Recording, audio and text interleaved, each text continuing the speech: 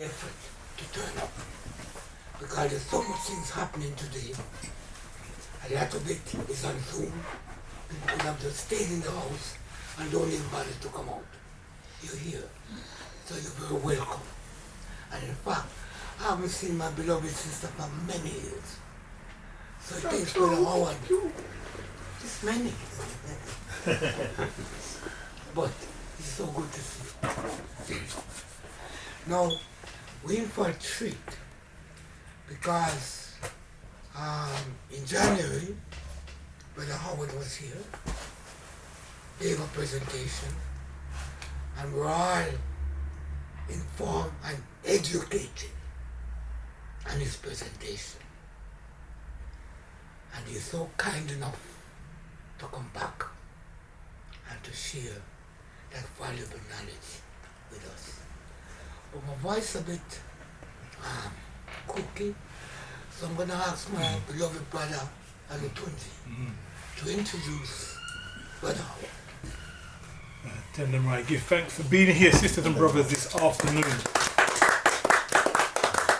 Yes, we need to give that praise to Brother Howard Johnson. In case you don't know who Brother Howard Johnson is, let me just give you a few biographical details about Brother Howard, the speaker this afternoon. Brother Howard D. Johnson is a teacher and academic of over 30 years of knowledge and experience in racism and black studies, which are also known as Africana studies. He's the author of the handbook. We're here to discuss and go through the Racism Handbook for people classified as black.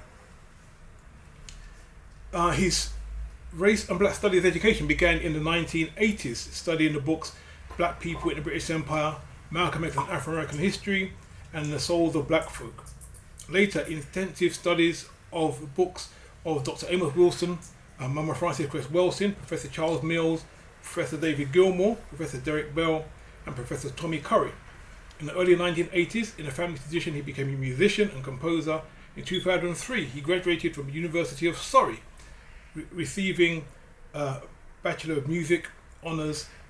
And since the 2000s, Brother Howard's been active in the black community for over 20 years. In 2015, he studied Whiteness Studies at University College London, and he presently teaches GCSE English Literature and Language in secondary school. He's been teaching the subject since 2004. As a social justice advocate, Brother Howard is deeply committed to teaching the centrality of race and the making of the modern world. He therefore promotes what he calls racial literacy and race education. Let me just say a bit about the book itself. This has been a labour of love that Brother Howard has been working on for several years, meticulously working hard. And it's his gift, the African community, not only here in the UK, but the African world. And I certainly would say it's a book every African in the UK at the very least should have a copy of this book in terms of enhancing our racial literacy. So sisters and brothers, I give you Brother Howard Dean Johnson. Thank you. Thank you so much for that, Brother Olatunji. And I'd just like to say that Brother Olatunji said it was a labour of love, and it certainly was, because when I wrote the book, when you write a book, you need an editor. Okay? You can write one without, but good luck with that. It's really hard. So guess who was helping me to edit? Brother Olatunji helped me to edit the book. So he has a breadth of knowledge as well. Just to look through the book and to say, look, why are you saying this? Why are you doing that? And so on. And it's all in the foreword. And it's really, that was a necessary thing to do, to get another perspective on how you're going to approach a particular subject. For example, the chapter on racism was too long. He said, it's too long. You've got to cut it up into different pieces, and perhaps you should leave that out and all that was fundamentally good advice to be able to do the book. All right, you just need to step back from it, and that was really good to have. So I'm very grateful for that, Olatunji. Yes, and it's not as if he's got huge amounts of time on his hand as a radio presenter. He hasn't. So great. I'm very grateful for that. Very grateful indeed. Just to say, I don't want to downplay what Brother Howard just said, but my role primarily was that Brother Howard got a serious body of work, and my role was just to try and make sure it was clear. Because at the end of the day, there's no point having a book which is good, but people can't get into, can't grasp, can't understand. So all I was trying to say was to Brother Howard was that actually, as long as this is clear, it's going to be good, because it's so necessary and so important. Yes. There's nothing out there like this book anywhere, as far as I'm concerned. So for me, the mission was to ensure that anybody of any reading level can grasp it and understand it. That's the mission we're going forward, and I think Brother Howard has achieved that as well. So very much. Thank you so much, Olatunji, and that was, it's necessary. I remember you telling me that you've got to be clear. You don't have time for not being clear. So yeah, so that was the process then. I'm very grateful to have him here today. It's wonderful. It's just amazing. So look, I did say earlier that I'm going to reduce the lecture, and then we'll extend the Q&A, and I'm sure other people will come. I did say in the promotion leaflets and things that I'll talk a little bit about the reproduction of racism. So I'll talk a little bit about that, but I won't do the whole lot, all right? And then we can go into questions and answers and talk about things that we think is relevant, that we need to discuss. So let's just talk about this idea quickly of the reproduction of racism. What do I mean by that? Well, we often talk about racism just being in society, but this term reproduction tends to mean something a bit deeper. It means that racism is reproducing itself all the time. Yes. You see, it's not that it's just there and then maybe it goes, but it's being reproduced day in, day out, month, year, generation after generation. That's the reproduction of racism. And when I was thinking about how I'm going to write this up, I realised very soon that you can actually stick your pin anywhere in black modern history and find the reproduction of racism. Doesn't matter where we are. You can stick it literally, you can close your eyes and stick it in anywhere and you'll find the reproduction of racism.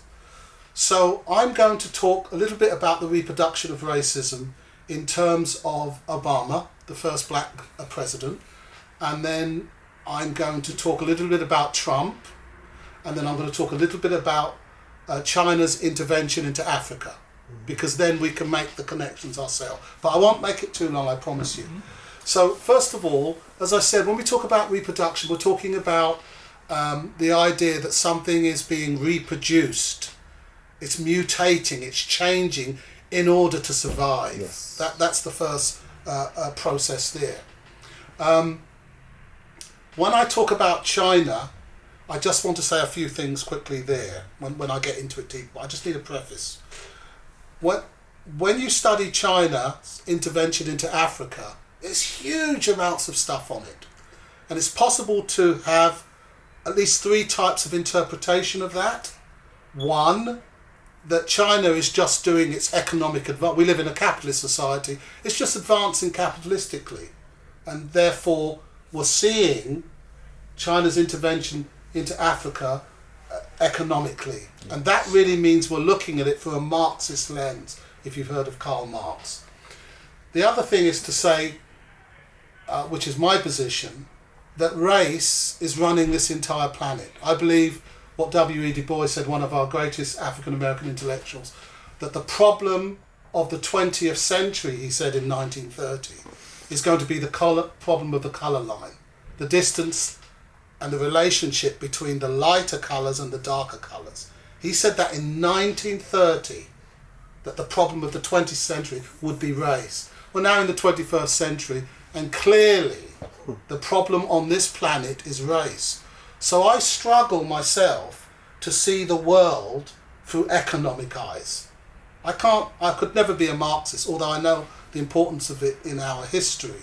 So my understanding of China into Africa is through the lens of race. There is another interpretation that's important as well, which is that, yes, China's following on its capitalistic development, but one day it'll get back to the way it used to treat black people, and it's just developing. Of course, when it develops and grounds itself in the world as the power struggle of the planet, then of course it'll go back to treating black people in the revolutionary way that it apparently did in the 60s and during the anti-colonial struggles. There's that interpretation, all right? And you can study those, but my one today is going to be based on race. Okay, so I'm going to stick my pin now into the idea of where reproduction comes from. Let's start in 1997. In 1997, the American government came out with a document called the Project for the New American Century. And in that project, it was going to be, they were sure that they were going to make sure that American interests would dominate the planet, that it would make massive investments and expenditure right around the world to expand its military complex, and that it would frontally attack any nation that worked against its interest. That was the project for the New American Century in '97. And then, of course, we had George Bush, who was a war president. I never forget, he said, "I'm a war president." And we know what happened there. Let's cut a bit of that history out. And then we go from Bush to Obama. Let's talk a little bit about Obama. When Obama was elected, I don't know about you, but I felt slightly different. I don't know if you remember that. I felt slightly different, that this black man was elected, and it sent shockwaves across the United States and around the world, that for the first time, perhaps America could possibly be post-racial. Yes. Even though we all know what racism's like, and we've got huge amounts of history to show that racism is going to be reproduced, even though we have this symbol of a black man. Okay, what we can't go into all of it, but essentially he didn't do much for black people. Actually nothing for black people. And even though he wasn't a war president, he committed more drone strikes than the war president, which was Bush. He committed himself to 506 drone strikes against non-white people, and killed up to 500 civilians. Did you say non-white people? Sorry? Did you say non-white people? Yes. The reason I say that, because black and other non-whites. I thought it was just white. Black, no. He caused a lot of death and destruction on non-white people. But the point is that he didn't really have a black agenda. I don't know if we remember that. He didn't have a black agenda, and he was asked about a black agenda, and he said, "Well, I don't have an. I'm a president for the people." The rising tide. Yes, exactly. I'm a president for the people. But if you're the president of the people, then you should be for the Latinos, you should be for the Asians, you should be for the whites, and you most certainly should be for the people at the bottom of the economic ladder. And yet, we know that he didn't really stick his neck out for black people. He was a corporate Democrat. That's what he was. So in a sense, that project, the project for the American advancement on the planet, was seen through the deliberations of the president, of Obama's presidency. Okay, that's one aspect there. Now, let's move forward a little bit. We know who comes after Obama, don't we? The amazing Donald Trump. The amazing Donald Trump. Obama, because he was a corporate president, he was a corporate Democrat, and most of what he did was just basically look after money. You see? Just look after money interest around the country and the world. So when Trump came into office, he came in and was able to continue the reproduction of racism. I never forget when I first heard him speak, how he was spewing racism. The things that you weren't allowed to say, Trump was saying again. It was incredible. We know they were thinking those things, but suddenly this man was standing on the podium and saying racist things, reproducing racism that whites thought, well, you know, we've got to at least not say those things, the racist whites.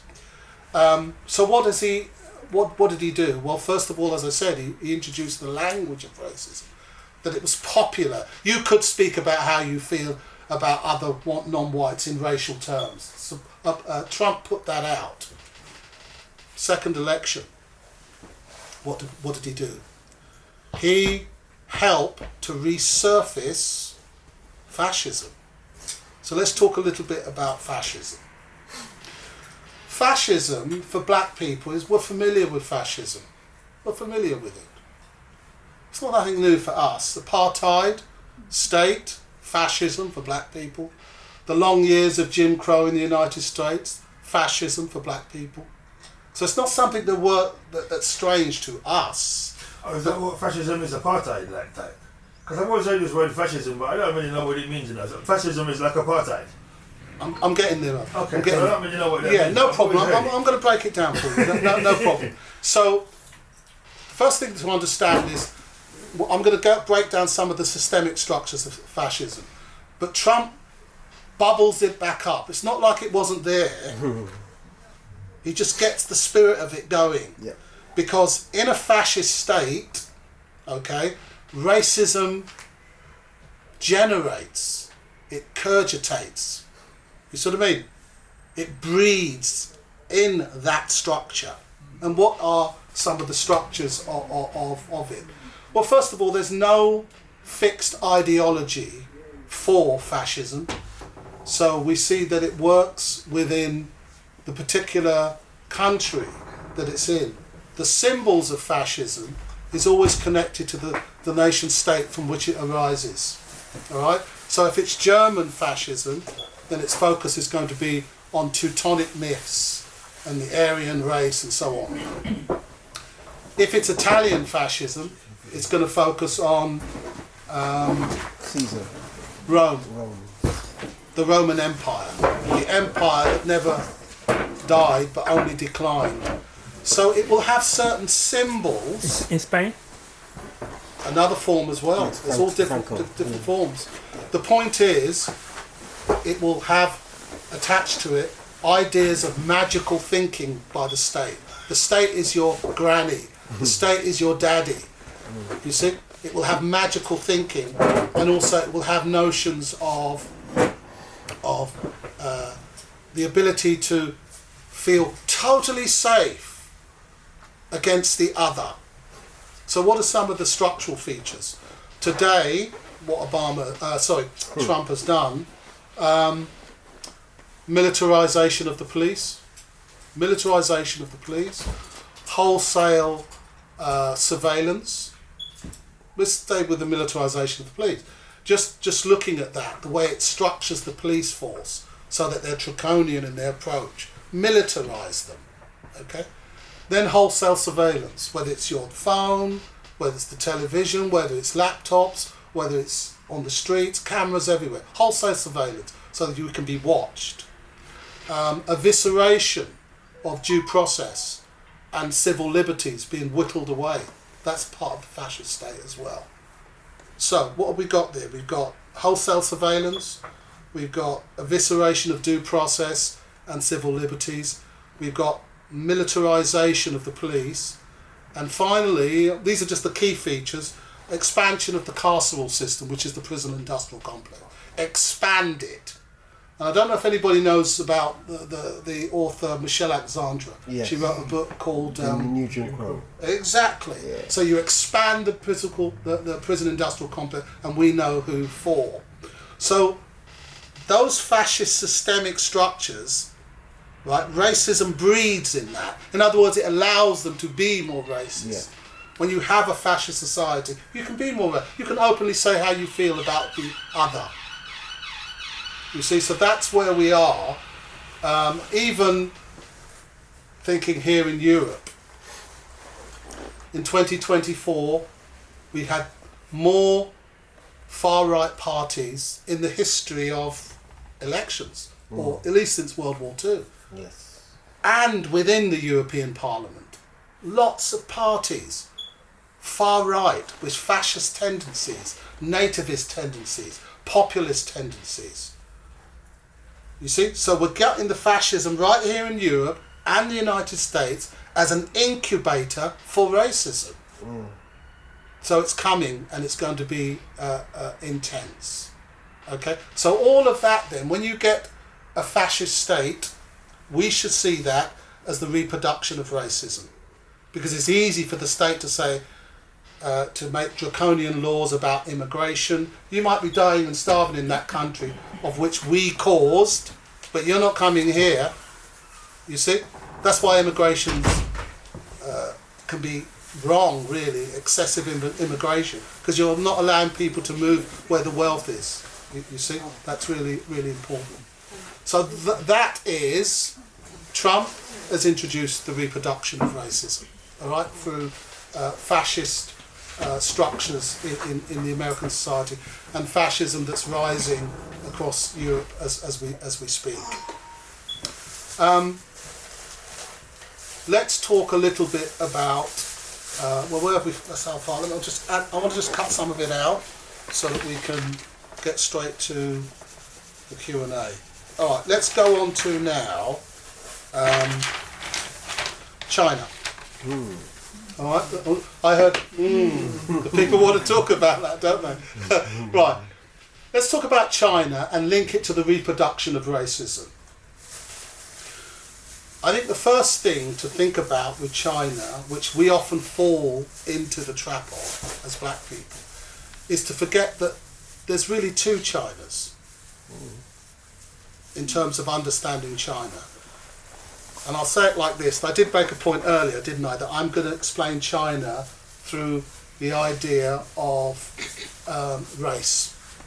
So two Chinas, revolutionary China and capitalist China as the workshop of the world today. Two Chinas.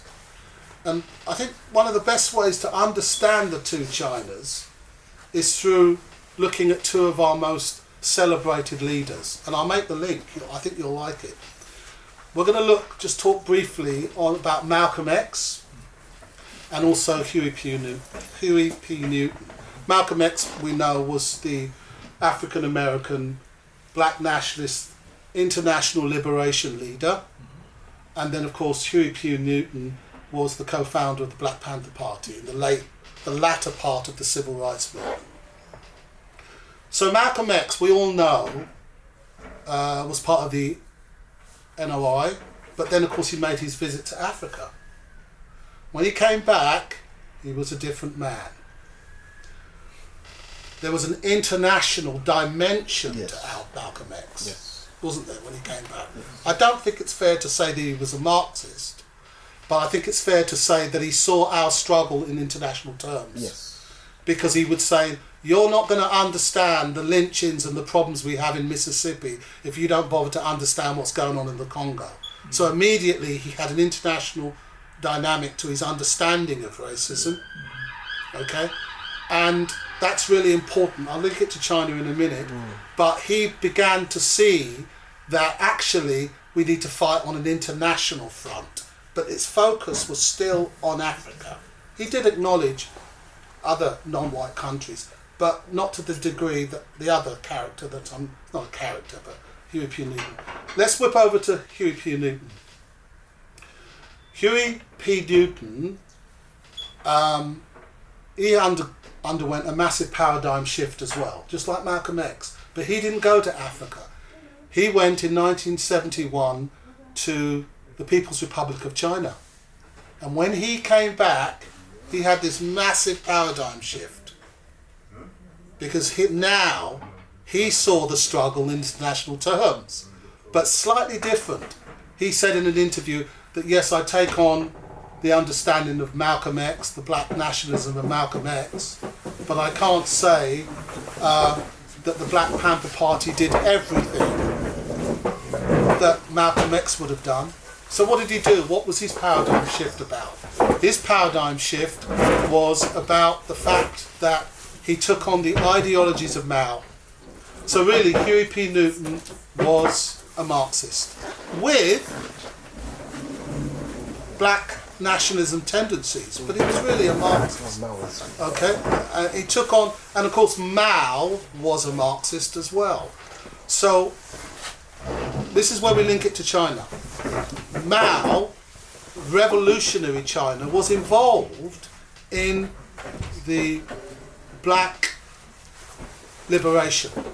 He understood it. In fact, days after Martin Luther King had died, Mao had written a book which said, look, I really understand the importance of the black liberation struggles in the United States. So there was some synergy, and Huey P. Newton picked up on that synergy, and he was a Marxist with a black nationalist tilt as well.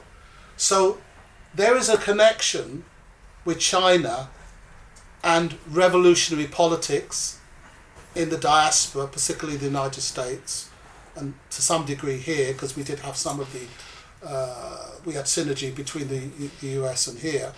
So there was a connection between China and black liberation tradition, which goes back to its history that it had with the anti-colonial struggles. Sorry, my brother, are you saying Huey P. Newton was a Marxist, or are you saying he bought into some of the Marxist ideologies when he went to China? He was when he came back, he was certainly a Marxist, Okay. with the Mao take on it. Yeah, that's Okay. that's how I'm seeing. Absolutely, Well, absolutely. That's how I'm reading that. Absolutely, but he also had he had Marxist tendencies before he went to China. Yes, of course he did. But but okay. what happened is it changed his perspective. Yeah. Just like when Malcolm X came, he changed his perspective. He became, he still was a black nationalist, but it had to be seen through Marxist lens, which is a Maoist lens. Okay. But the reason I'm bringing Huey P. Newton up, Marxists sort of see the whole struggle through the economy. exactly, I'm Okay. going to get to that. So the point is, Mao helped during the Black Liberation period. There was synergy. He understood. He wrote about it. But that also fed into the fact that during the anti-colonial struggles, there was a connection. You see, China, People's Republic of China, got involved with supporting Angola, Mozambique, Guinea-Bissau, as we were having that discussion, Chiku. So there is a connection there. Now, this is the point that I'm trying to make now. In 1978, when Mao died, you can interpret that really the vision of Mao died with him. That we don't have a revolutionary China anymore. What we have is China as the capitalist economy, China as the workshop of the world. And it does appear that China is doing exactly what the United States is doing. It's taking over from the United States. Yeah. Just like the United States took over from Europe and Britain, you could argue that China is going to be the new world power, certainly in terms of the economy. You see? So I said earlier, didn't I, that it's possible to interpret what China's doing now as just, let me just get myself into a strong capitalist position. And of course I'm going to be revolutionary at some point. Or you could say, no, this world is based on race, and that what China's doing is working with America to build up investments in Africa. I mean, just look, it's up to this point, I think it's 400 billion that China has invested in Africa. It's not all one way, though, but they purchase key infrastructures, mines and port. I don't know about you, but when I hear the word mine, I get very edgy, because I think, who's going to be down those mines? And the Chinese have purchased key mines. As I said, we're going to take questions and answers, brother, I promise. As I said, you can interpret it differently. If you see the world through a Marxist lens, you can say, well, the Chinese, all they're doing is making sure they're strong economically, okay, because we live in a capitalist world, and then it'll bring back some of its revolutionary attitudes. That might be true, but for me, personally, China is carrying out white supremacy. It joined the World Trade Organization in 2001, and its investments have gone up 20 times. So it's using its method, it's using economy it's using white supremacy to move up the ladder in the world. It's doing exactly what the United States is doing. Because the United States is declining, the G4, okay, we know they are the United States. Is Canada in that? I don't. The United States, Canada, Britain, France. G7, exactly. Well, the BRICS is not just Brazil, Russia, India, China, and South Africa. The BRICS has 22 countries in it. Indonesia joined the other day. So the BRICS is massive now. Jamaica's usually. Yeah. So my point is, you can argue that China is simply carrying out white supremacy with the World Bank and IMF, but some of the loans that it's doing they're not just basic commercial loans. Some of them are unconditional. So it's possible for someone else to sit here and show that China is being quite fair. But how do you see things in the long run? I would argue that China is carrying out white supremacy. Resources of Jamaica. Yeah. So in any country what they go into where they give unimaginable vast sums of money, they know that that money is attached to the resources of that country. So it's not the heads of whoever's running the country. They will take and seize that country's resources. Yeah, it's very, very, very interesting. So really, then, it's a question of interpretation. But as I said, if you see the world through Marx's eyes, then you could say that all that China's doing is building its country up, and perhaps it still has a revolutionary mindset. But I would say no, it's exploiting Africa as we speak, and that is, of course, the reproduction of racism. Finally, in terms of the reproduction, I'm cutting loads out so we can get into other things. Two specific things that are really important. In 2020, we had the CRED report, the Commissions for Race, Ethnic Disparities. It used the word disparity. Guess what a disparity is? Inequality. But let's use the word disparity so we can throw people off. A disparity is an inequality. All right, but it didn't want to say race inequality because that's too stark. Let's call it disparity. Let's make it sound something different. You see? Anyway, that document was racist. It rolled back institutional racism, something that we had fought for, something that was clear in the wake of the Stephen Lawrence murder. And yet that document said that there's no structural evidence, right, that there's racism in this country that's holding people back in terms of outcomes and opportunities. It rolled that back. That is the reproduction of racism. Okay? And that's what we're living with now. Apparently, there's no racism in this country. It's laughable. Absolutely laughable. And then, of course, in 2024, another key time in history is, as I said, I think I mentioned it earlier, that we had more far-right parties develop across Western Europe than ever before. Reproduction of racism. And as I said earlier, a fascist state incubates systemic racism, okay, because it allows the state to be openly racist, as opposed to being, the liberal democrat notion of we are all fair, we are living in a society that's fair and equal. You see, that's why you have anti-racist organisations all around the country, because that's part of liberal democratic theory, to be anti-racist. Yeah, okay, we have that from the United Nations Declaration that it didn't start with us, it came from Nazi Germany, but we're on the back of that. But if you have a fascist state, you can ignore all of that. So a fascist state is part of the reproduction of racism. All right? So that is, I'll leave it there, because I know a lot of you have got questions that you want to ask. And if it doesn't relate to this little discussion, Phil, it's fine. All right? But we are going through a time where racism is being reproduced. And I mean, this is it. We're in the thick of it right now as we speak. All right? We'll leave it there. Thank you so much.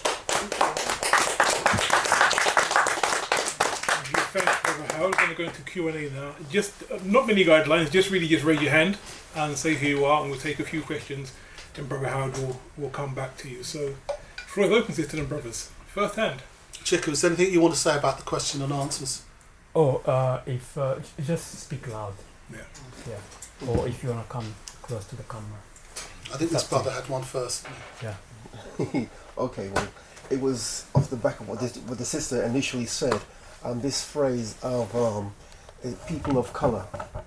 It's the latest presentation of something called colored people, and you said it was racist. That term is racist, and I ask you to qualify. To me, that's a strong thing to put without qualification.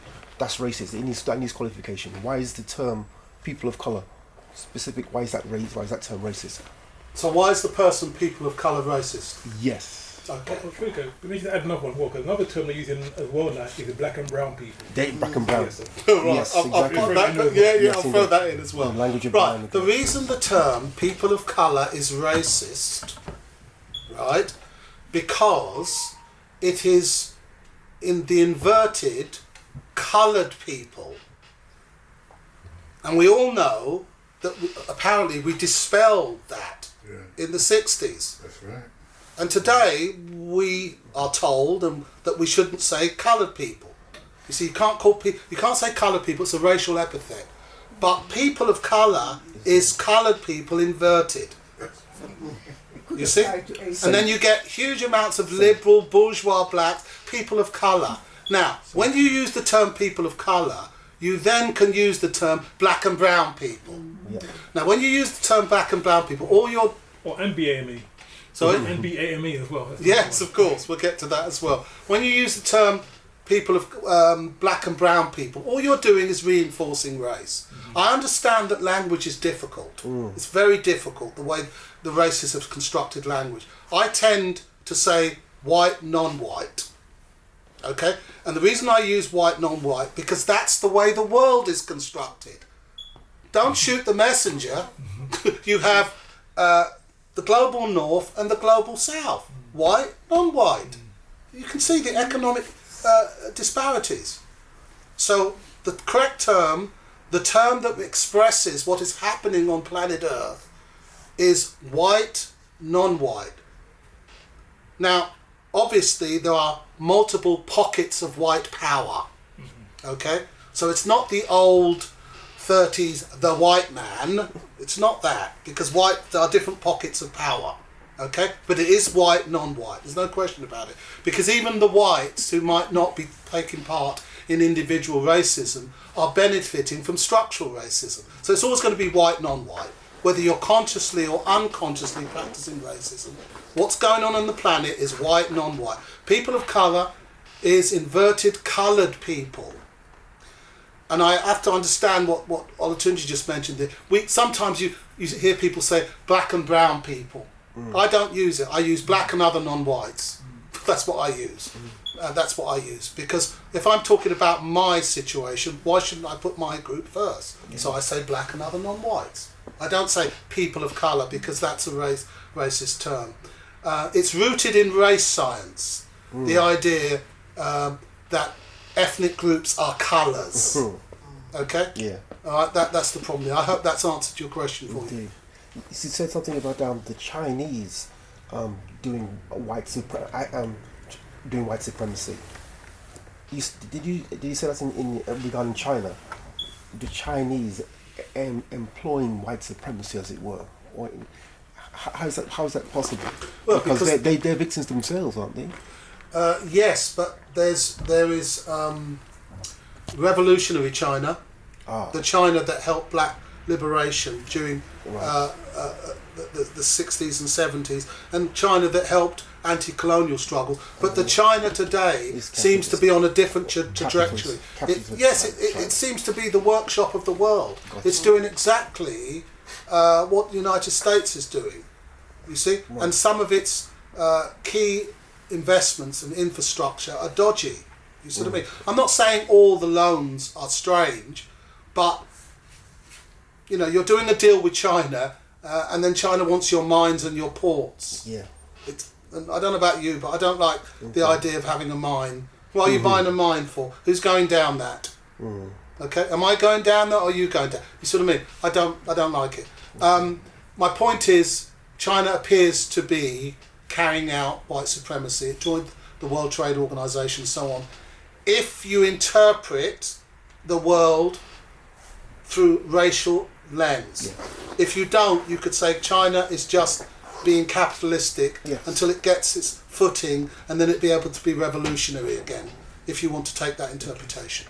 Revolutionary and capitalist China. Revolutionary China and capitalist China. Can you say that the current China is utilize a socialist system? That's a very good question. You just say that, did that come over? Good. Very, very important. Look, there are major white European economists who say that China is a social democratic country now. Okay, but there are also white European economists who say China is a communist country. Now, China has never called itself communist. It never has. It has communist parties, but it's never called itself communist. That's something that's put onto it. So one of the West's greatest economists, Richard Wolff, says that China's had communist parties, and that's probably something in the future. But right now, it's a social democratic, it has social democracy with Chinese characteristics. That's what it has. But it's not a communist country insofar as its, its main debtor is the United States. If the United States is poor, China is poor. You see? So that's what's going on. China is taking over from America. America's biggest debtor is China. It used to be Japan, it's now China. Okay, so in that sense, China it has communist parties, but it's a social democratic country, and it has free market economy within China. There's hundreds of Chinese who have businesses. It's not just a planned economy in China anymore. But I think one of the reasons, my personal view, why people are convinced that it is a communist society, just so you can differentiate it. You see, many Europeans, you've got to be exactly like them. And if you don't do exactly like them, you're the other. So let's just keep calling them communists because they don't do capitalism as we perceive it. They may have a point because the British invented capitalism. It's up to them.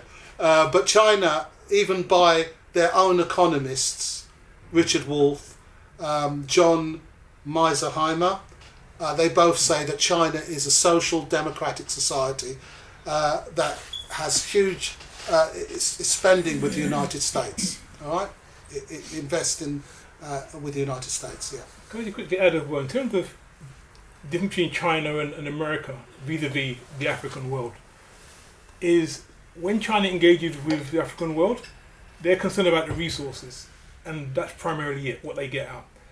America likes to impose its value system as well, and that's normally a condition.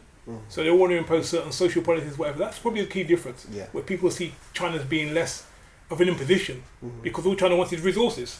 Don't say it's any less destructive, but America wants to put its social imprint on that country as well, which actually also obviously goes against our value system, where China says, do what you want.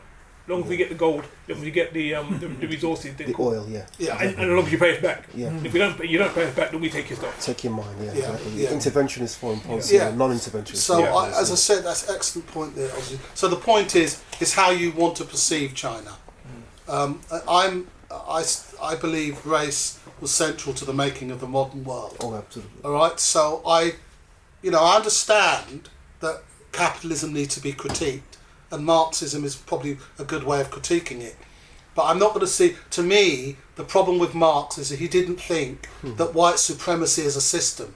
He believed that there was class discrimination, but he didn't believe class as a system of discrimination, but he didn't believe that race is a system. And all you've got to do is look at apartheid. That's a racial order. That was a racial order.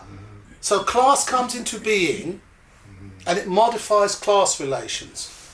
Okay, so Dr. Charles Mills will break it down. He's got his book, The Racial Contract, but also he's got an incredible video on YouTube called Materializing Race, and he explains it there. So I see China through a racial lens, and I don't see why I shouldn't. Can I just quickly ask you, Brother Howard? You mentioned and broke down fascism and different elements to it. What role does scapegoating play in delivering fascism in different economies and societies? Can you give me an example of the scapegoating? Well, you identify a group of people, and actually they're seen as the cause of that society's problems. I mean, the obvious example you could think of, say Nazi Germany and who they targeted.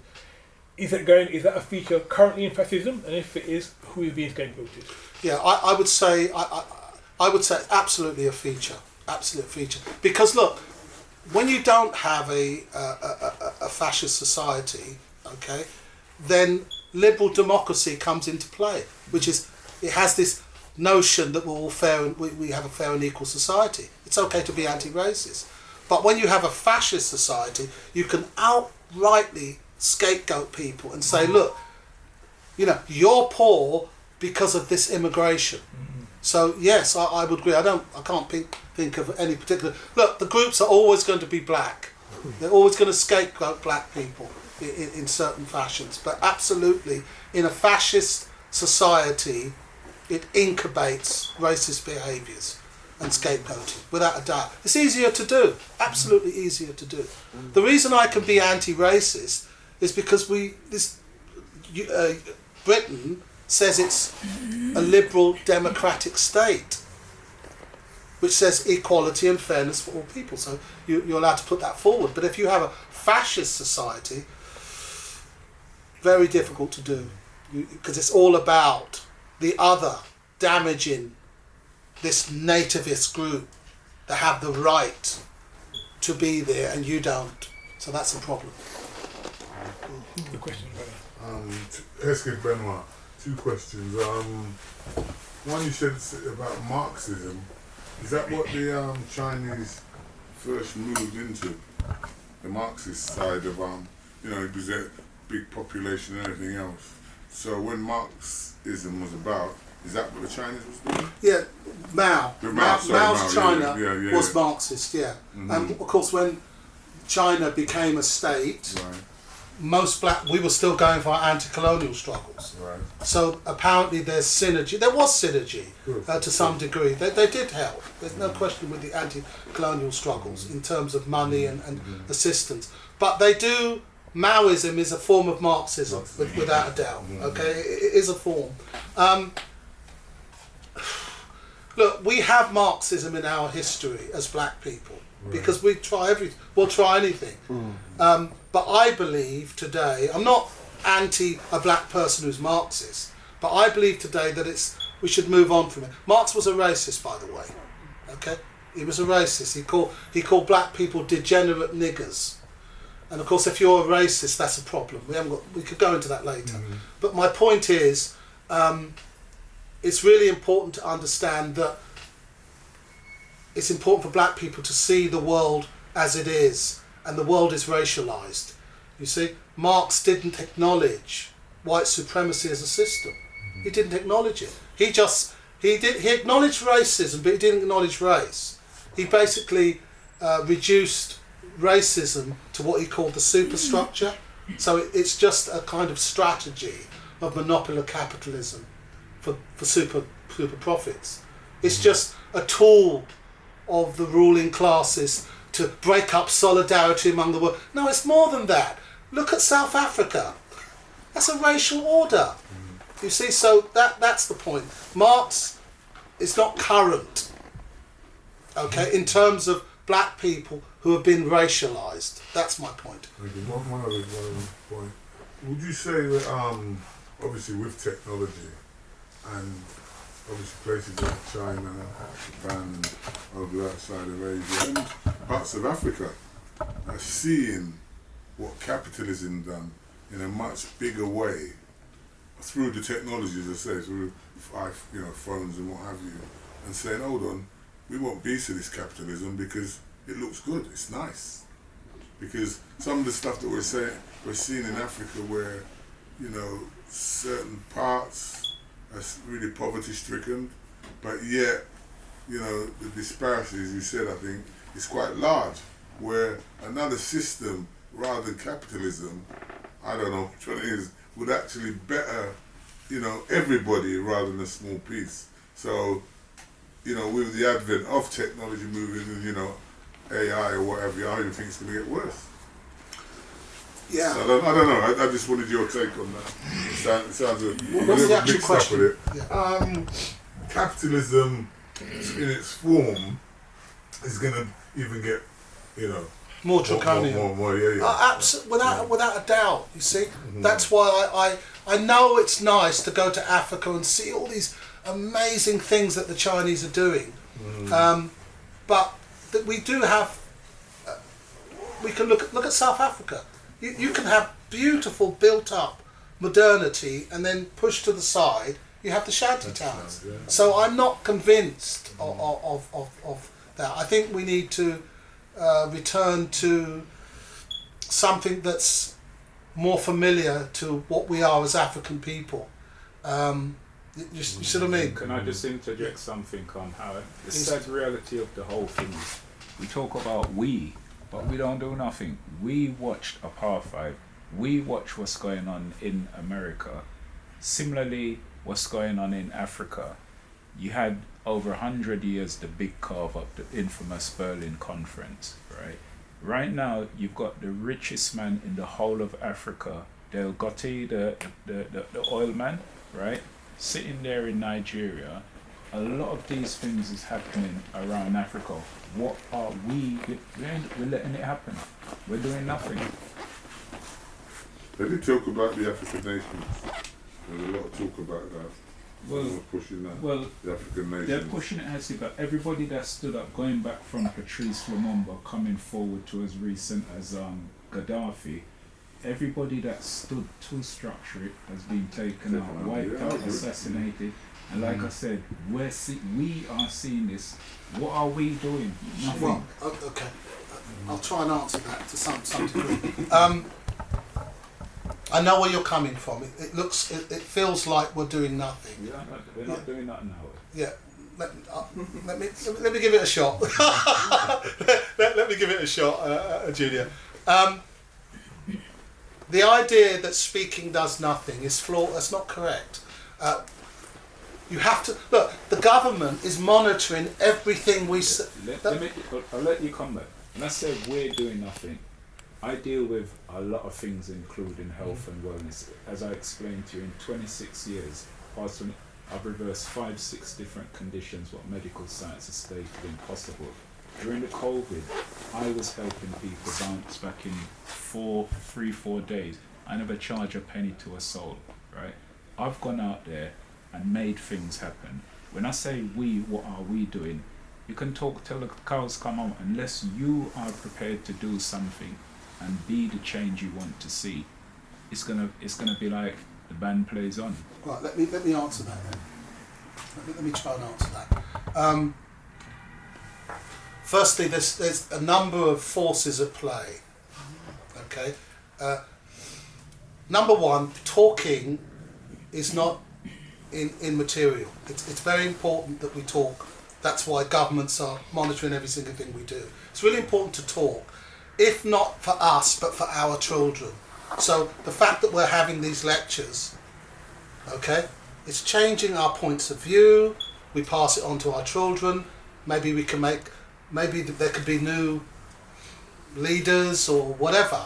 But the idea that we shouldn't talk, we must talk. It's really important to do that. The second thing what I'm trying to say is that political power is quite diverse. Okay, so sometimes you can't do physical things, sometimes you can't. Sometimes some of the things would mean a direct confrontation with the imperialist. Other things are not. I think it's important that we work together as a group with people. If we can't work with people as a group, work on your own. Work with your family. But I don't think one size is going to fit it all. If you feel that you can achieve something by working on your own, great. Other people need to work in groups and so on. That's what I think. I think it's important that we do anything we can to be liberated. Sometimes to make that omelette, you have to crack. You know, you can't just talk about making egg. You have to crack the egg. So as a people going forward, we have to take control. We have to rise up. Like my family in Jamaica was now part of history. He decided that it's time to put the shoulders to the wheel. They spoke, they had various discussions, meetings, the Underhill meeting. He himself walked from St. Thomas to the Governor General's residence in Spanish Town, right? A 70-mile round trip in blazing heat, right? It had come when there was no more time for talking. As he said, blood have to run. And sometimes to make a difference and to make a change, irrespective of who's watching us, who's bugging us, who's monitoring us, right? You're gonna die on your feet, or you're gonna die as a dog on the floor. It comes a time when you have to rise up. I totally agree. And we're not going to achieve that. We've got to achieve that on all fronts. So I totally agree with what you're saying. I totally agree with it. Have you got any suggestion of what we can do to contribute towards what you're saying in terms of what are we doing? Have you got any suggestions of what we can do? Is that Junior? Yeah, the man that's saying what are we doing? Have you got any suggestions of what we can do? Ask yourself the same question, my brother. What are you prepared to do? No, I'm asking if you've got any suggestions of what we can do. You're saying what are we doing, and I'm asking have you got any suggestions of what we can do? I've done many things, my brother, right? For us, let's just direct it to, rather than each other, to Ravel. Let me just quickly say though, I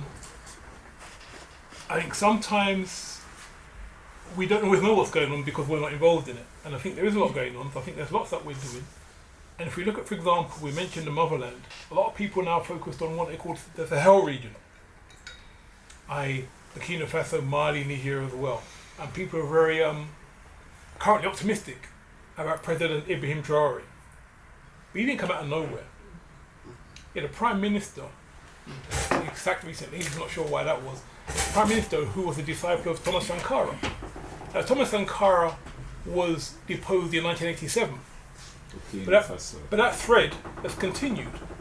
So, as long as we tune into our history and our culture, and we have the conversation with each other and organise where we are, then actually that work can carry on. So the issue is for us now is if a call gets put out to us to be somewhere, to assemble somewhere like you've come here today, do we answer that call, respond to that call? Very few do. Because I've been to such meetings where there's been a call and I've gone to the meetings and I've been very disappointed. I'm disappointed, but the issue is for me is do we despair or do we carry on to be optimistic? Because at the end of the day, our children need to see us doing something. Our children need to see us putting things together for them. Because if we don't have a plan for our children, we know what's going on outside there. Other people have a plan for our children, and we see it on a daily basis. That's their plan. What's ours? So those are the kind of things I'm thinking, so like Brother Howe said, I wouldn't diminish the value of conversation. We need to speak, but obviously it has to go towards some kind of positive action. Absolutely. And it has to be in the context of the world realising that there is pushback. And so there's people who are intending for what we do to fail. And the purpose of that is to demoralise us. So that our mission is not to be demoralised and carry on. Because I throw a hand at the back. 100%. This comes up in lots of meetings. What's the next step? And I think Junior sort of said it, but in a roundabout way, there was a brother Dougie that was holding groups like this and trying to pick up on the numbers. And I remember Brother Dougie saying, and Dougie from the Chestnuts. Yeah, and you're echoing that. Yeah. In a way that, whatever there is out there, check it out. In terms of small groups, big groups, medium groups, anything that relates to us as black people, what we're going to do, go there and check it out, because he said that children will see us doing that and it starts to evolve. But as I say, I'm not a bit heavy on the technology, but that technology, if we use it in a way with the different groups, that can move very quickly. But at the moment, we don't know how to mobilise that properly with our young people. It's more sort of entertainment and stuff like that. But we can use it in such a way, if the young people can get them to do that, then that will move the masses, very much so. And that's what it's about. We're all talking about that, the smaller groups, or one group, just the chatting group. But we know that if we've used the technology in the right way, we can very much mobilise quickly and use the masses. And it's the young people that have got to feel the energy in regards to where we want to go, and not be happy to sort of be at the bottom of the rail, which I feel in this country, that's where we're right at the bottom at the moment. Other communities are coming and taking over. And I would say, because I went to something just to, not too much, which is bigger. I went to the 100 Black Men last week. Again, I heard about it sort of maybe 5 years ago. And it took me 5 years to go there. But I was very impressed what I saw in regards to, just to share it with you, they had the careers there with the young people, and how the young people there, with their parents backing them, were very strong with where they're going. So again, you know, that's one group. But I'm sure there's other groups, but obviously it's a powerful group because because of the stuff that they're sitting on. It's a chapter from America, and this is the London chapter. I don't know if they've got any other chapters, but what I see happen, there was, you know, it was, you know, to be honest, you know, in terms of different, I was very much astounded with it. So those of you who want to Google 100 Black Men, and even, you know, some groups, I said, I was at another group last night, even if you just contribute when they go on Zoom, because that makes life easier again, mobilizing. Sometimes the travel can be heavy for some people, but you make a presence on the Zoom, and if it's a contribution, because everyone's asking for a contribution, and with some of the groups, I just sort of contribute and sort of say, I'm there, rather than not be there. So again, you know, just with your kind of thing, that's why I really wanted to come today. Thank you so much. And I apologise for being late. I bought your book already. I'm very impressed with what you're saying. And we, you know, Pepukayi, we just got to do more of this, because if we don't, and I'm hoping to, you know, set something up. It took me 5 years, I said, to get to the Band of Brothers. Oh, it's not Band of Brothers, that's another group, but the 100 Black Men. And every group that we can spend some time, that's going to really make us move and move forward, because then we see the networks of all, even it's a little growing, you know what I'm saying? Yeah, let me just say something about our youngsters.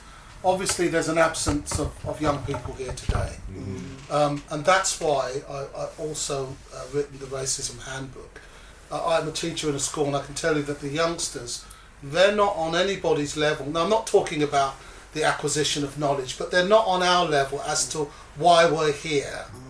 The only thing they're on, and I've been in schools since 2023 until now. Oh, I've got to be famous. I've got to get money. I've got to be like some sort of wealthy person. That's it. You mention race, you'll offend them. This is what's going on. I was trying to tell, when I was writing this book, I was trying to tell a friend of mine, she had some sort of notion that young people are going to save us. And I said, they can't save us if they're racially illiterate. Our young children are racially illiterate. Now, this book is a Black Studies guide. That's the purpose of it. So that we can fully understand the black experience.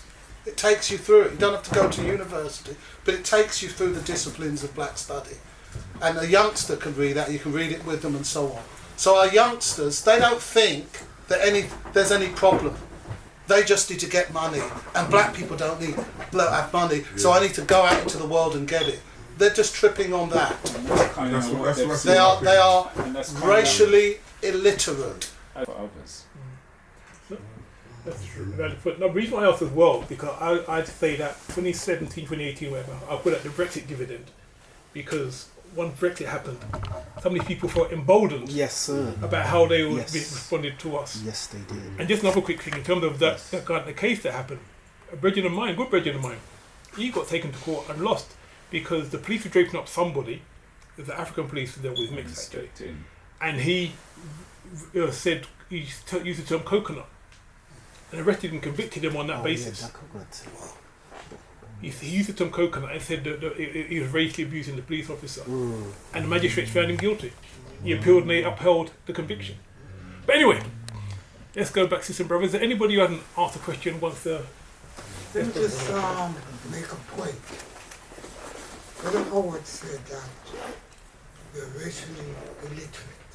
And we need to focus on what the brother is saying about that. I circulate information about this meeting, and a young person responded, and he said, this is 2025, uncle. Nobody experienced racism in a day-to-day life. As a young person. And he would say that because maybe nobody else call him nigger or directly confront him. So as far as he's concerned, racism done with.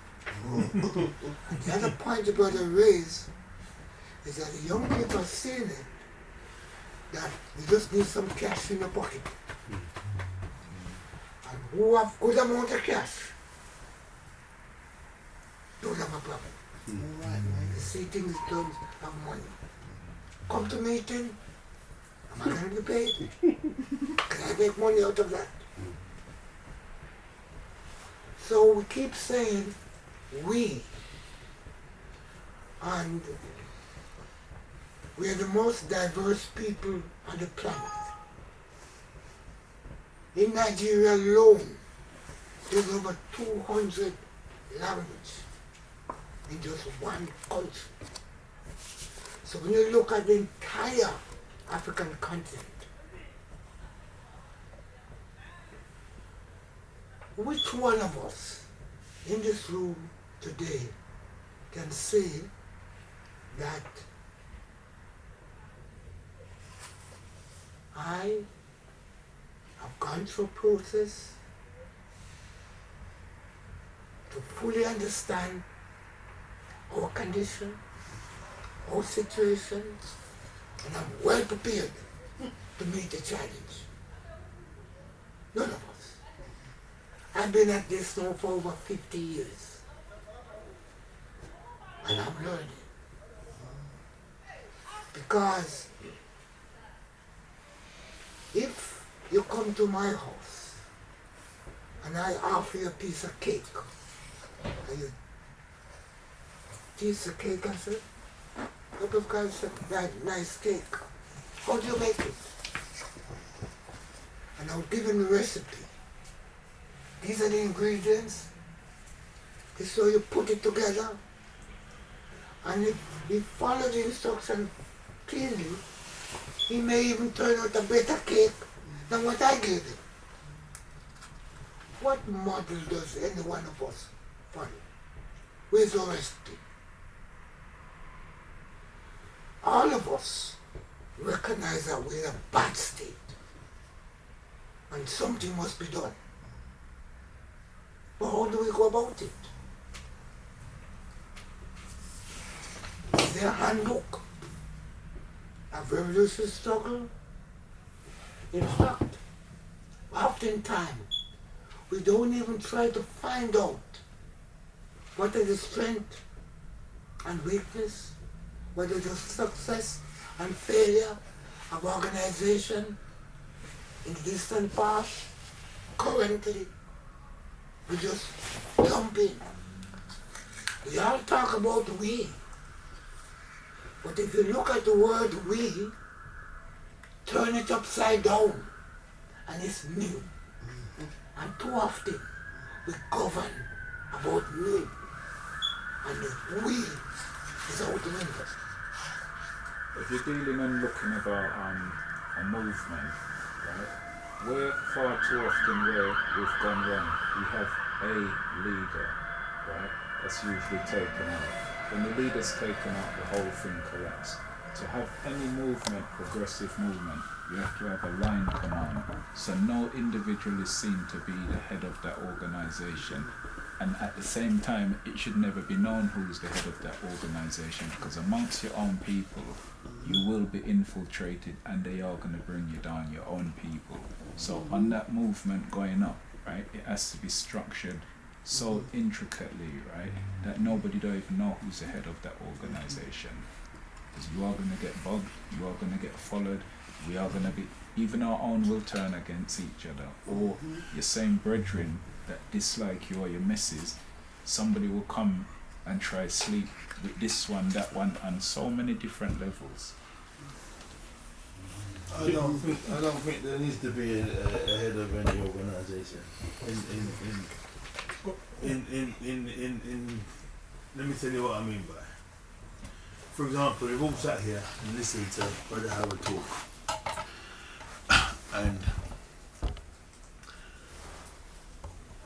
there was mention of like, okay, what can we do or what are we going to do? And we've all been to many of these meetings where we have many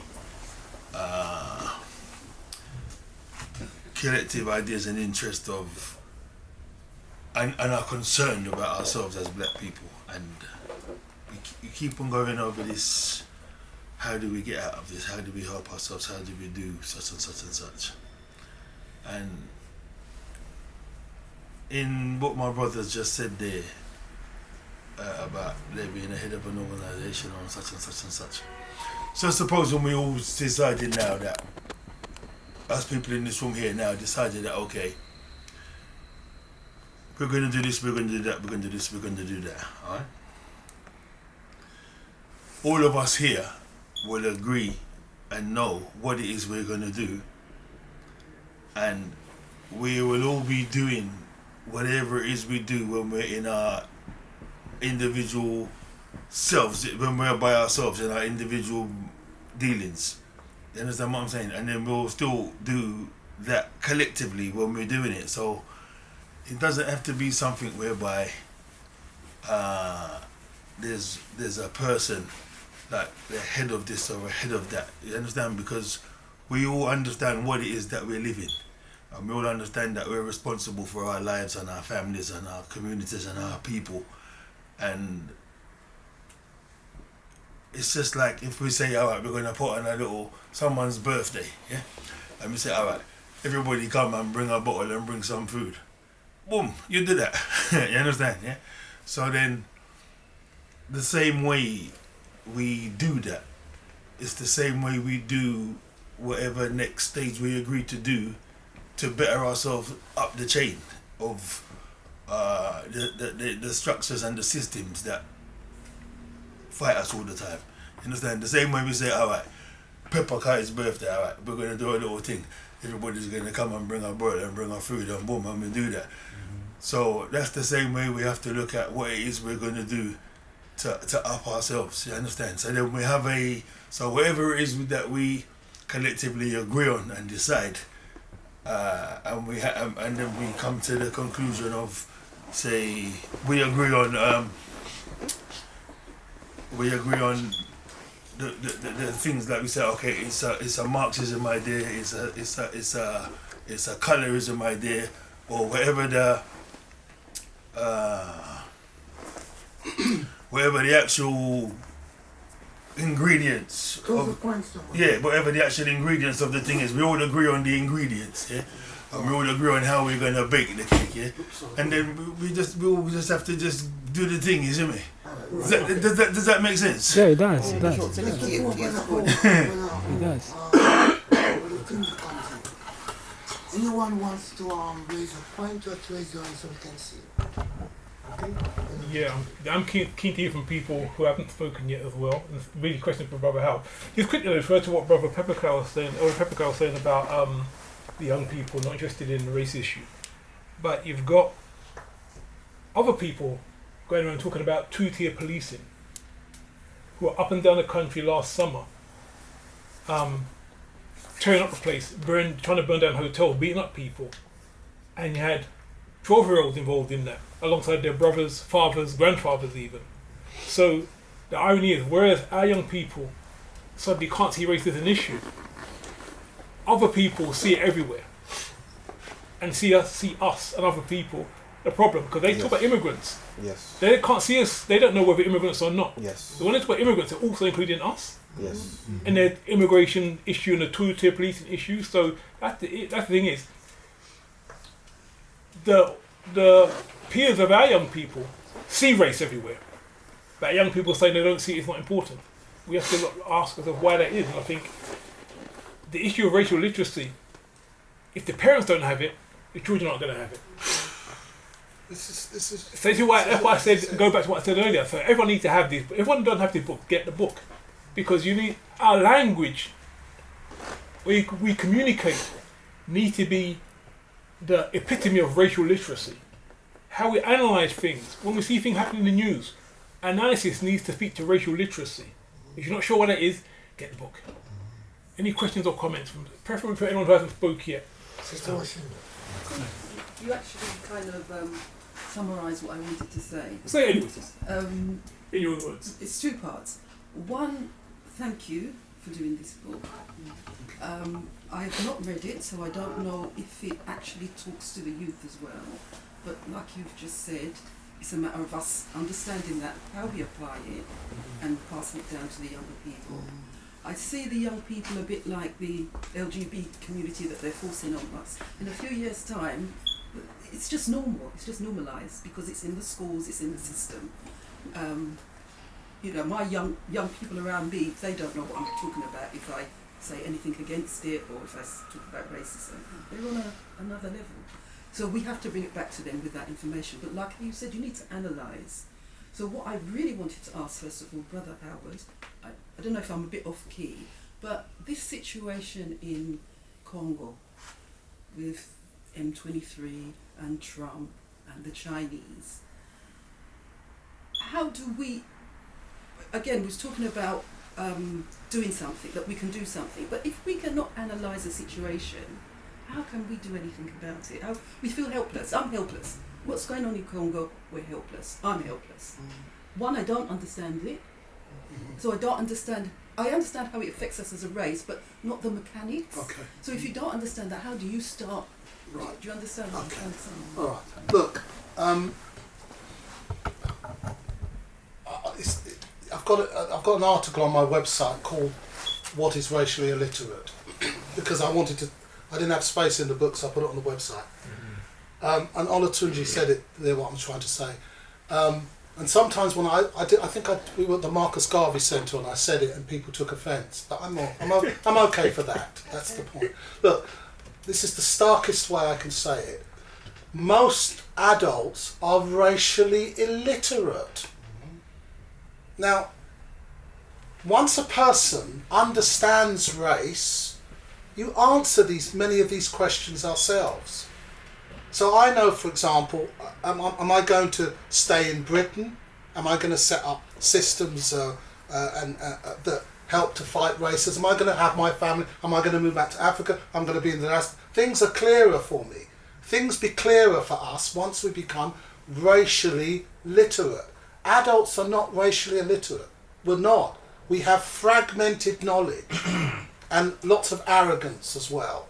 So and that's something I've noticed as well, that black people, there are different types. Some black people will buy the book, leaf through it, oh that's interesting, a few words here and there, and stick it on the shelf. That's going on. And there's black people who don't read books from top to end. There's black people who read bits. There are hundreds and thousands of black people who have never completed a book from top to bottom. That's going on. And there's an education, I can tell you, that's a fact.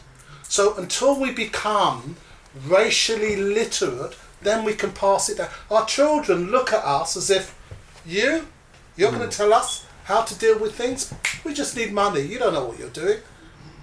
We're not dealing with the problem at hand, which is first get racially literate, which means understand the black experience. What does it mean to be black? What was the American experience? What was the UK experience? What is the anti-colonial struggles? What's the civil... Once you get your knowledge up, you then have a clearer vision of who you are and where to go. It definitely affects you, without a doubt. I'm speaking from personal experience. Once you become racially literate, your whole perspective on liberation changes. But a lot of black people go through a few experiences and then they think they've got it sussed. I've had a few experiences, I've got it sussed. But they haven't. They haven't. Now we can't all go to university, we can't all sit on courses, we haven't got time for that. So what I've done is put it into a book form. This is actually a Black Studies guide. This is Black Studies, which what you do in university. But I've simplified it. I've simplified it. Black Studies has between 10 and 12 disciplines. I've simplified it, I've made it easier. So you can get your knowledge up. Black people don't know. Another thing about racial illiteracy is a lot of people think that I can't be racially illiterate because I'm 30 or I'm 60 or I'm 50. You can be 80 and be racially illiterate. Okay? most of the knowledge that black people have is, oh, we used to be slaves, we live in a racist society, racism everywhere, oh, we've got Donald Trump, oh, things are vamping. That's it. There's more to it than that. We've got to get our knowledge up so that our children know that we know what the black experience is. We know where to go next. We don't know where to go next. And this is what I've done. I've tried to put it into easy form. And I did interviews, and I did study, and these are the chapters. What is race? Black people don't know what race is. Lots of black people don't know what it is.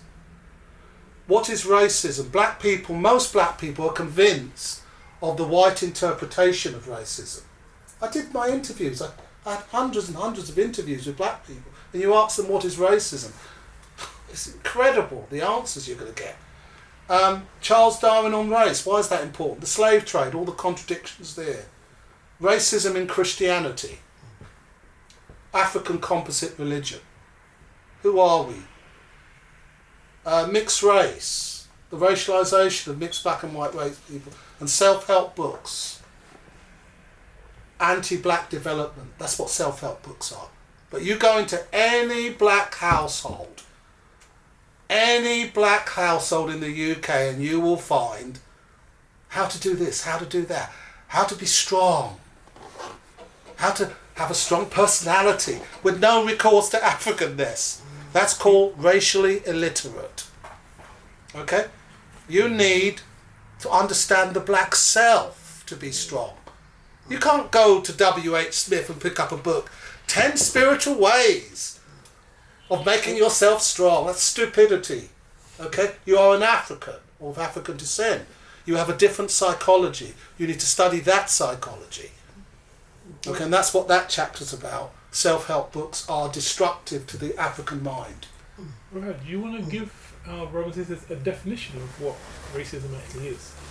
Yeah, sure. Before we do that though, let me just quickly say, in terms of Brother Howell talking about racial illiteracy, you have to be clear that everything in a society is designed to produce racial illiteracy. The schooling, the education, the edutainment, music, whatever it is, everything's designed for that. So that's what we're fighting against. That we're not supposed to be racially literate at all. That for this society to function, that is a normal state. So what we're doing is going against the grain in a serious way. That's the level we're dealing with. Everything designed to produce racial illiteracy in us, but also racial literacy in those people, because they're very racially literate when it comes to us as well, and we're not. So racism. Yeah. Okay. What is racism? Did you want to say something, sister, before you? No, thank you, Howard. I've listened to you over the years on Galaxy.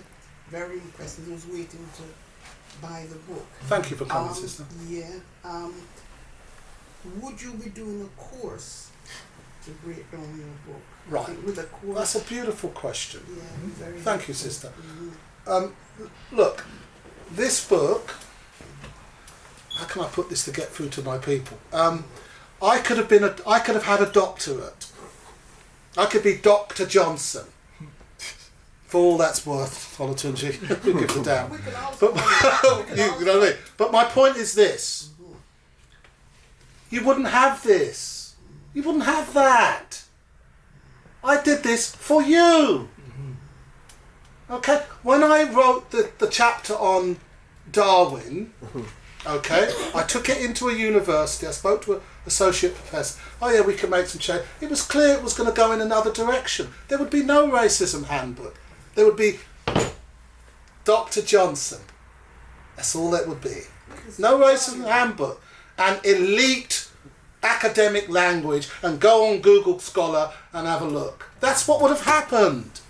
I forfeited that to put it in to easy study, and most black people will leaf through it and put it on the shelf. That's what's going to happen, and some won't buy it. But that's what it is. It's going to take you through it. Now, this book costs thousands and thousands of pounds to do. I didn't go to white publishers. I didn't do it. Now, of course, there should be a course. Okay, I'm trying, But you know, you do one thing and it leads to the next, and you take it from there. I can't do everything, but this is Black Studies in your hand. If you understand this, you would have done a good chunk of Black Studies at a university. It's right here in front of you. There should be a course, and I will think about that, and I'm certainly going to think about a Black Studies course. I will online. I will think about that. The one behind was the children. In the interim, maybe you can think about doing things like study groups. A group of people all have the book and get together and go through a chapter over a certain period of time. Absolutely. In the absence of that, that's what we can try and do. I'm waiting for someone to say to me, and it may never happen, but it might happen. Thank you for this book, Brother Howard. I want to help you to set up a reading circle. Can you supply some books? And we read it together and we go through it. Yeah, I'm happy to do that. I'm up for that. I'm up for that. Okay, we can do that. That'd be nice. But the book is Black Studies. Everything you need to know is in here. I can't say it anymore. This is volume 1. There is volume 2, which is more of the same thing. And then of course there's volume 3, which is the Racism Handbook for Young People. But there's a lot of things that people may not understand with certain terminologies as well. And that's what we have to, as you say, we're racially literate. Those are things we have to get over. Exactly. So let's do... Racism. The book club. Yeah. Exactly. Quite different. So Olatunji said that you said... Okay, the good thing about this book, though, is that there's very few terms you won't understand in this book. Because the way Brother Howard has written it, it's very accessible to everybody. Because really, I think Brother Howard had in mind teenagers, that level. Because again, his audience is all of us, not the standard academic right into the academic friends between them having their little high-fluted arguments. The idea was to get to the people, so there's very little in there conceptually, I'll say, that people can't understand. Bear in mind we're in an age of illiteracy, because I think there's some survey that came out recently that 40% of people in this country haven't read a book in the last year. Wow, that's awful. So, so the book is there as an accessible resource for all of us, and I think, so... How much is the book, sir? The book is $19.99. Let me just give a definition of racism, because that is... We think we've got that. So, $19.99 produced from several thousand. yeah, absolutely. Look, racism, there are essentially, let's say, 3 types of racism. There's individual racism, one-to-one, okay? And sometimes people call that interpersonal racism. And then there's systemic institutional racism, which is racism which is an institution. So the person at the front desk could be very progressive, not racist, black, white, Asian, whatever. But racism is still going on in that institution because of the policies and the procedures of that institution. That's institutional racism. Then there's systemic racism, where you have one form of racism extending to other parts of the country, so it becomes systemic. So if you have for example, if you have a poor school, poor resources, then it means that a child might not get the proper education, and then later they don't go to college, they don't go to university. So therefore it becomes systemic. Then you have the biggest form of racism, which is structural. You have these systemic forms that spread globally. So individual, structural, institutional. These are different forms of racism. And then, of course, for us as black people, we internalise racism. Okay? The reason we're not prepared to call it racism per se, okay, is because we don't have the power to set up systems of domination against other ethnic groups. So we internalise it. And guess who we like to attack the most? Any ideas? Ourselves. That's why it says we can't be racist, right? Right, because we can't set up systems and structures of racism. But we internalise the racism, and the problem is that we can have feelings of inferiority as well. That's our different forms of racism. Race is a bit more complex for black people, all right? Because some black people read race back into the ancient world, and there was no race back then. Right? Race is a modern phenomenon. Yes. Okay, it starts Construct. in the modern world. Yes, the 500 Okay, years, yeah. I don't think I should say much more there because a lot of black people get upset. Just if you know, like I mentioned about the African nation. Sorry? African nation. Yes. They're trying to set up, you know, as a nation. Would you get racism in them? Right, black people do not practice racism on black people. I was in my school. I've got a black teacher who's from St Lucia, and he said, "What about our racism? Black people, we don't practice racism on each other. That's not happening. Racism is based on race. You and I are the same race. That's right. How can I practice race on you when you're the same race as me?" Okay, we are practicing, okay, ethnic conflict among different ethnic groups, among ourselves. We may have difference in food and culture and different things, you see. And so we, because of our internalization of racism and because of all the inequality and the disparities, often we pour it onto each other. So we don't have racism. Black people do not practice racism on black people. We've got to stop saying that to our children. We practice conflict, prejudice amongst each other. Even hate, jealousy. Oh, this black person's done something. Oh, well, he's a black person. I can go up and talk and get to know him and we can do things together. No, look at him. Hate for nothing. We do all that sort of stuff. It's got to stop. But we do not practice racism. Don't worry about what white racists are telling you. We do not practice racism. On the continent, you have ethnic conflict, ethnic differences and conflict amongst each other. Here, we internalise that. And there's multiple ethnic groups right in this room here today. They just call us black, but there's multiple ethnic groups right in this room. And we often do that. Hi, good to see you. Come in. Come through, bro. So yeah, we don't practice racism. We don't practice racism. Does anybody, is that new to anybody today? Because a lot of black people think we practice racism. Yeah, indeed. Me personally, we don't practice racism. Yeah, I'm having to wrestle because with that. You and I are the same race. Yeah, I hear you. Okay, but we're different. We might be different ethnic groups. I don't know. Yeah, up until this point, right? Because we have been bombarded with things like black on black crime. You understand? That stuff like that, and that permeates the air. And then you to come now, up until this point, and dispel that. Right. I'm having to kind of shift. Sure. There's going to be a gear shift in my thinking. Notice how Amos Wilson named that. He said black on black crime. Because he knows that in America there are multiple black peoples.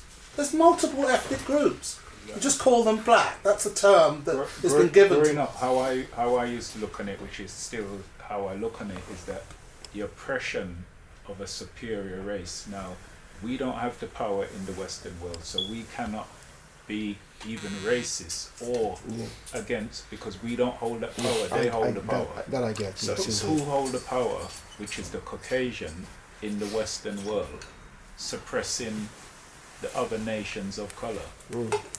I'm coming to you, Robert. Like, just quickly say, you mentioned Amos Wilson. Yeah. The book was Black on Black Crime. What's the subtitle? The subtitle was The Psychodynamics of Black Self-Annihilation in service of White Domination. There you have so that's how we define black on black crime. That's the full title. The service of black self-annihilation in service of white domination. That's what, I wish they black on crime, that's what it really is. And that's, that's been, we're talking about something going back from time, because there was something was going around that's regurgitated, where a freed slave, this was in America, was passing and witnessed a master whipping his slave, and he took the whip from him and whipped the master and told the slave that if he wants his freedom to come to him, and he gave him his name and address, right? And this is what Malcom called a house slave, a field slave scenario. So he gave him his address and said, if he wants to be free, this is it. Yeah? Recently, yeah. And he gave the master, and that's something was coming, it's actually a fiction on faction. Yeah. Right? So the master, he gave the address to, and the master told him that if he go and killed him, he would give him his freedom. So he went pretend that he was looking for his freedom, killed the man that saved him, and then went back to the master, who then killed him. No more evidence, no more story. Yeah. Yeah, there's also a cat in David Water Bill. Let's go to the brother at the back. Yeah, so I was talking to some brethren recently, and I was saying to them that this young black on black crime in London, England, here, amongst our own people, Streatham, Brookston, Tooting, in our local communities, yeah. And I said to myself that when a young man is young, coming up, 15, 16, 17, the young men are naturally wild cubs in their heart, and they need to exercise themselves and see what they're capable of and do all sorts of things. That's what young people do. Before, when we used to have all the different groups, like the skinheads and the mods and the rockabillys and all these different groups, that's how we used to exercise ourselves with these different groups. But none of these groups exist anymore, yeah? Because we, the young black community, have wiped these groups out, because we're obviously second generation immigrants from Jamaica and wherever else we come from. And we've come here, and then all these different people are misbehaving, and straight away we're in the fight. But we've stumped it out now. We've wiped those people out now. We've made them have to change the laws and stuff. Although the heart hasn't changed, because you can't legislate that, yeah? But they've changed the laws because of the way we have brought the fight to them, yeah? So now you got all the young second generation, third generation young black boys coming up, children, yeah, coming up. And they've still got the fight in their belly. But we've already wiped out all them groups, the skinheads, the roads, the mods, the rockabillys, the teddy boys. Where are they? I don't see them. They're all wearing jeans and shirt, yeah? So the young black boys that's got the fight in their belly now, they have to fight amongst themselves, because all these other groups are gone. Yeah.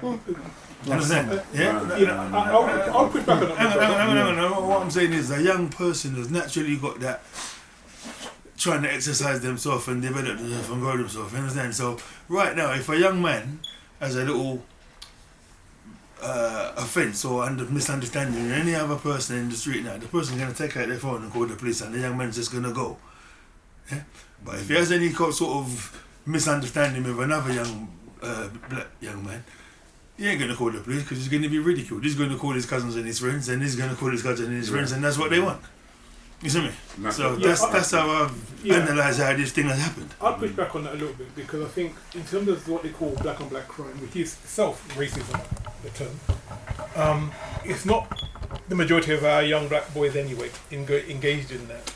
And I think you have to look at, again, the intervention of the state to the profiling our young people and creating an environment for our young people, because a lot of these so-called gangs, you have to also look at the so-called gangs matrix, where they had this system, the police had this system where they had all of London, 84% of the young people on there were black children. And to be on there, you could be in a so-called gang, you could know someone in the gang, or you could like a video on YouTube from a so-called gang member. But all these were criminalised as gang members. Right. And actually, this information was being shared far and wide against data protection. But also,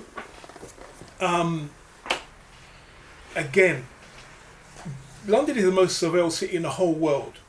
So all these things happening in public with our young people, but suddenly no one knows anything, no one can pursue anybody, whatever. So I'm clear, when people talk about black on black crime, the state and the police are heavily involved, because a lot of it is founded on drug money, and you can't bring in that amount of drugs without the state being aware and complicit in it. You want to find out where the drug situation is controlled, go to the City of London. Don't go to Peckham and Streatham. Go to the City of London to find out how that thing is being organised. And they profile our young people. They go to the pupil referral units once they kick out you out of mainstream school. They profile our young people. Look at the ones who are quote unquote disaffected. That's how they do it.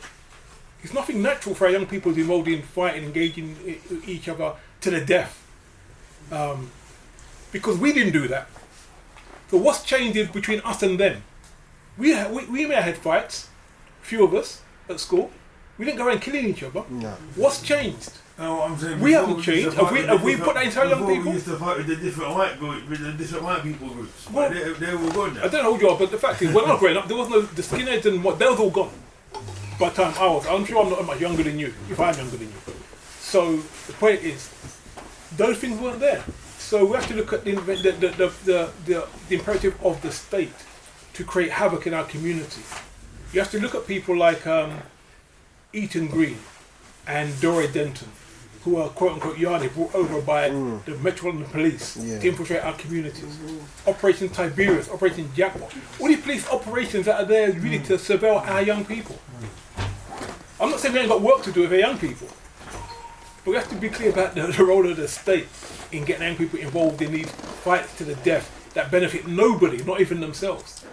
But anyway, any other contributions?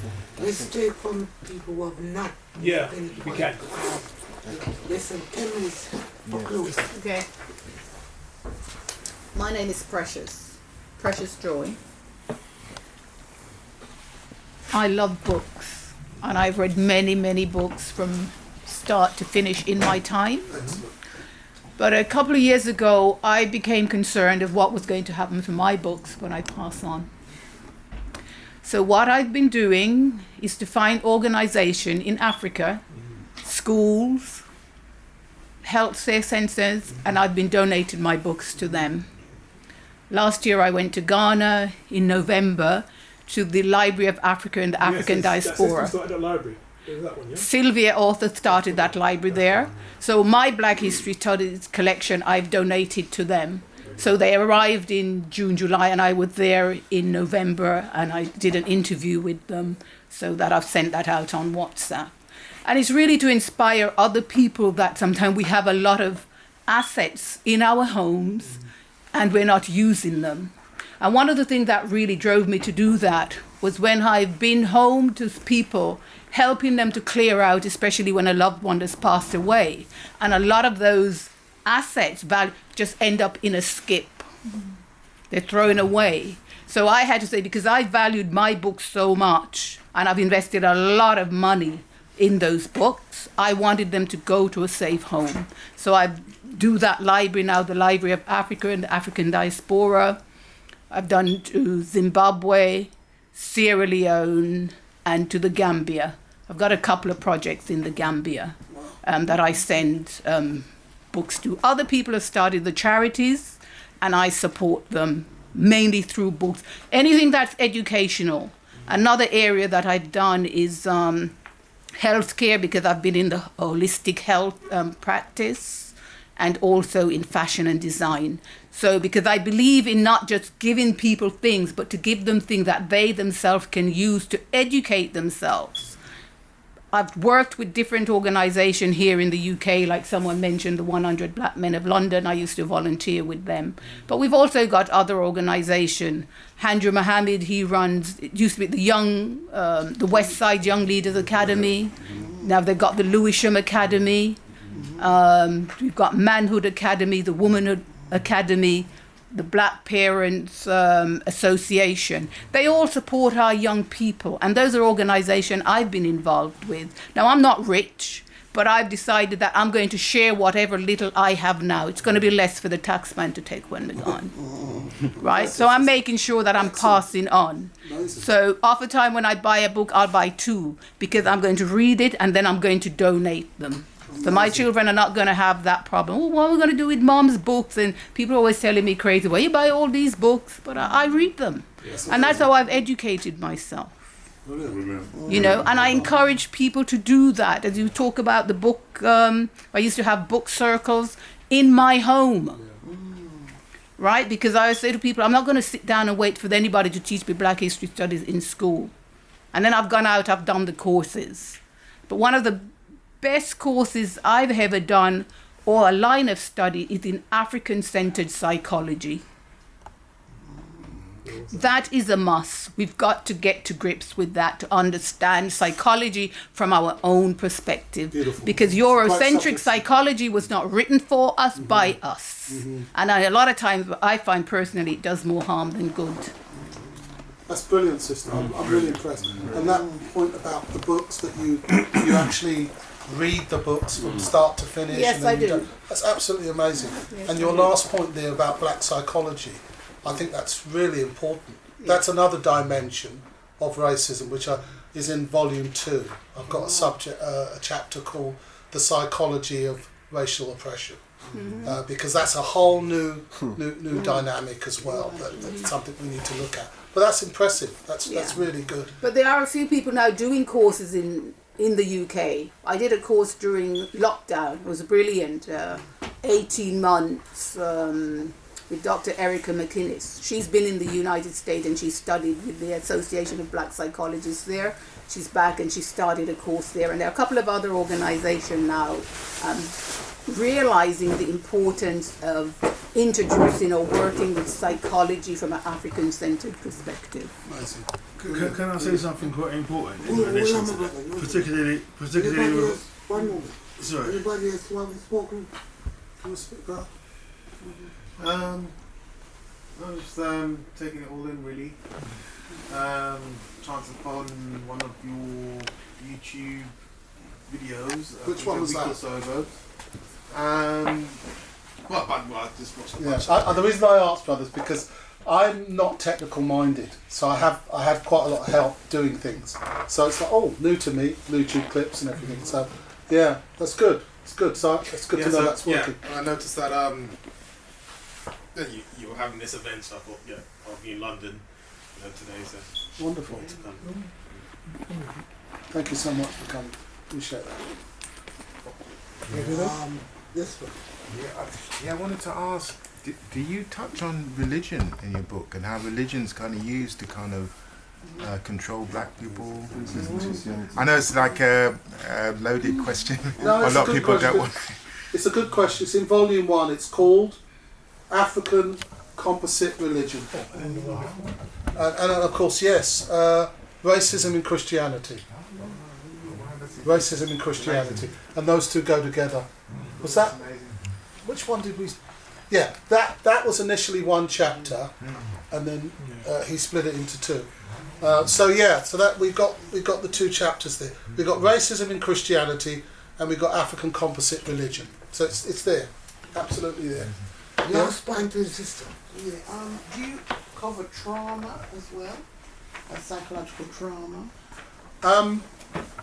I don't deal directly with it in the book, but as I said, in volume 2, I've got the chapter already, but there's lots of new stuff on the psychology of racism that's come out in the last 10 years. So I don't deal directly with trauma, but in volume 2 there is a chapter, the psychology of racism. But look, I do believe that you can suppress the pressure of being in a racist society with the knowledge, because knowledge is vibration. If we have the knowledge of who you are, you can defend yourself. Sometimes we're so defenseless. We just yeah. Sorry, because not only defend yourself, but you can start to heal yourself, because healing is very, very important. Absolutely, absolutely important.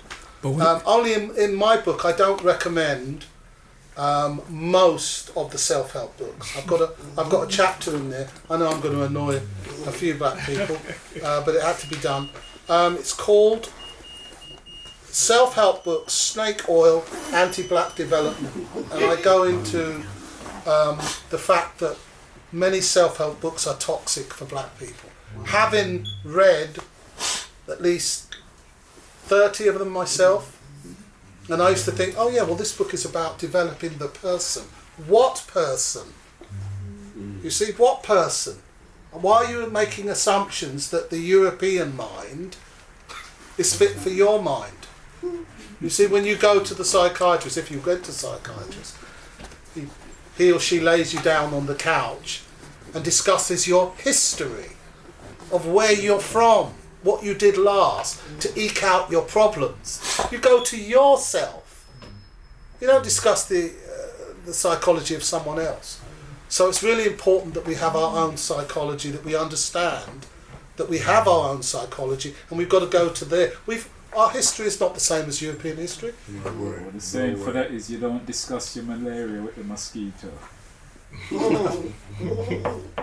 like that. Yeah. Thank When you so much. when are you planning to publish your second volume and the third volume? Do you have a specific date? I'm getting different views about that. Some people say I should bring it straight out, regardless of how that one's received. Other people say that really I should wait until that's circulated in the black community, find out, you know, how people view it. I mean, some people in the United States have bought this book, which is great. I'm impressed.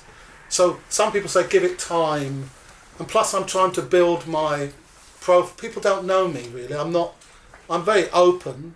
Once you meet me, I can tell you what I'm about. I mean, I think some people, they could do 100 lectures and you won't know anything about them. But I mean, I'm very open, but I still think people don't know me. They don't know enough about me. So that's all part of it as well. All right? And, you know, I think Elder said to me when he read the book, he said, where did you come from? Or something like that, was it? You come from, what was the word term you used? Where have you come from? Where did you come from? You come from nowhere.